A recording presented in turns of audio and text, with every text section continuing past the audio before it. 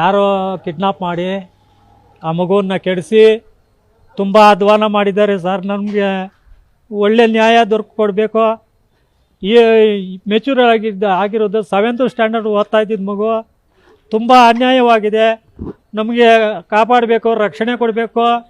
ನನ್ನ ಶಾಲೆಗೆ ಎಳ್ಸೆಪಲ್ಲಿ ಶಾಲೆಯಲ್ಲಿ ನಾನು ಟೀಚರ್ ಆಗಿದ್ದೀನಿ. ಆ ಶಾಲೆಯಿಂದ ಯಾವುದೇ ರೀತಿ ತೊಂದರೆ ಕೊಟ್ಟಿಲ್ಲ ಯಾವ ಟೀಚರ್ಸೂ. ಒಳ್ಳೆ ರೀತಿಯಲ್ಲೇ ಓದ್ತಾ ಇತ್ತು ಮಗು.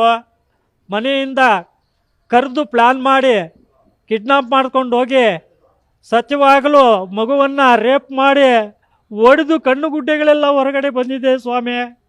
ದಯವಿಟ್ಟು ನನಗೆ ರಕ್ಷಣೆ ಮತ್ತು ಆ ಮಗುವಿಗೆ ಆತ್ಮಶಾಂತಿ ಸಿಗಲಿ ಅಂತ ಮಗುವಿಗೆ ಒಂದು ಒಳ್ಳೆ ಇದು ಕೊಡಬೇಕು ದೇವರಲ್ಲಿ ಅಂತ ಹೇಳಿಕೊಂಡು ನಾನು ಮಾತುಗಳನ್ನು ಮುಗಿಸ್ತಾ ಇದ್ದೇನೆ.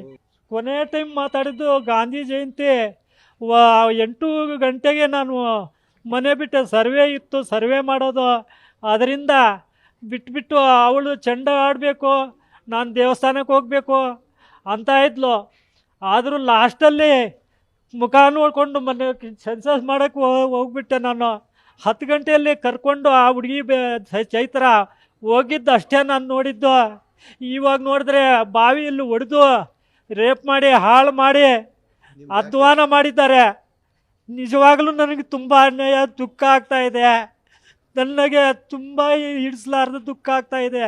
ನನಗೆ BP ಇದೆ, ಶುಗರ್ ಇದೆ. ನಾನು ಹೆಂಗೆ ಮರೆಯೋದು ಮಗುವನ್ನು ಬಿಟ್ಟು?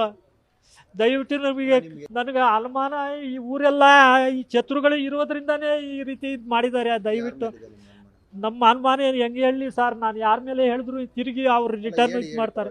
ಗೊತ್ತಿಲ್ಲ ಸರ್, ನಾನು ಅನುಮಾನದ ಬಗ್ಗೆ ನಾನು ಹೇಳೋಕ್ಕಾಗಲ್ಲ. ನಾನು ಊರವ್ರ ಮೇಲೇ ಅನುಮಾನ ಸರ್. ಊರವರೇ ಆಗಿರೋದು, ಸತ್ಯವಾಗಲೂ ಊರವರೇ ಮಾಡಿರೋದು. ಗೊತ್ತಿಲ್ಲ ಸರ್, ನಾನು ಯಾರಿಗೂ ಏನು ಮಾಡಿಲ್ಲ. ನಾನು ಯಾವುದೇ ಮಗುವಿಗೆ ಒಳ್ಳೆಯ ರೀತಿಯಲ್ಲಿ ಕಲಿಸಿದ್ದೀನಿ. IAS ಆಫೀಸರ್ ಆಗಿದ್ದಾರೆ, ಲಾಯರ್ ಆಗಿದ್ದಾರೆ, ಮಕ್ಕಳು ಪೊಲೀಸರಾಗಿದ್ದಾರೆ. ನನ್ನ ಕೈಯಿಂದ ನಾನು ವಿದ್ಯೆ ಕೊಟ್ಟಿದ್ದೀನಿ ಮಕ್ಕಳಿಗೆ. ಯಾರಿಗೂ ನಾನು ಮೋಸ ಮಾಡಿಲ್ಲ. ಬಾಡಿ ಮನೆಯಿಂದ 2 ಕಿಲೋಮೀಟ್ರ್ ದೂರದಲ್ಲೇ ಸಿಕ್ಕಿದೆ ಬಾಡಿ.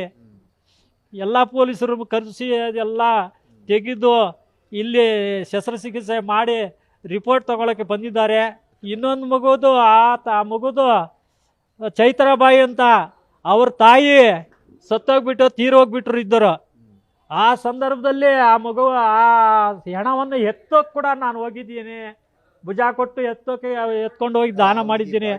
ಆ ತಾಯಿ ಆ ಮಗು ಕೂಡ 7th ಸ್ಟ್ಯಾಂಡರ್ಡ್ ಓದ್ತಾ ಇದ್ದಿದ್ದು. ಆದ್ದರಿಂದ ಆ ಮಗು ಕೂಡ ನಮ್ಮ ಧನ್ಯ ಜೊತೆಯಲ್ಲಿ ಬಂದು ಆ ಧನ್ಯವನ್ನು ಕರ್ಕೊಂಡು ಹೋಗಿ ಅವಳಿಗೂ ಇದೇ ರೀತಿ ಶಿಕ್ಷೆ ಮಾಡಿ, ಪರಿಸ್ಥಿತಿ ಇದೇ ರೇಪ್ ಮಾಡಿ ಹೊಡೆದು ಬಾವಿಯಲ್ಲಿ ಬಿಸಾಕಿ ಹಾಳು ಮಾಡಿದ್ದಾರೆ.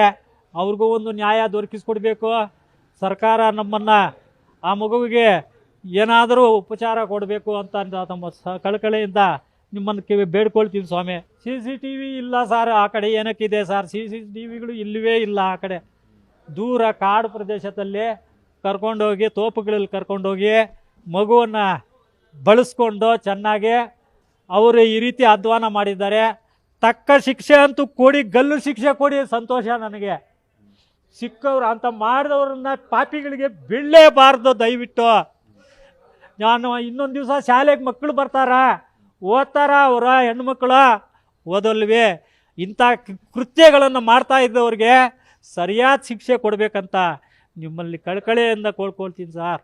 ನಾವು ಇದ್ದಾರೆ ನಮ್ಮ ಮಗುವನ್ನು ಹುಡುಕಿ ಕೊಡಿ ಸಾರ್ ಅಂತ ಕೇಳಿದ್ದೀನಿ ಪೊಲೀಸ್ ಸಾಹೇಬರಿಗೆ ಎಲ್ಲನೂ.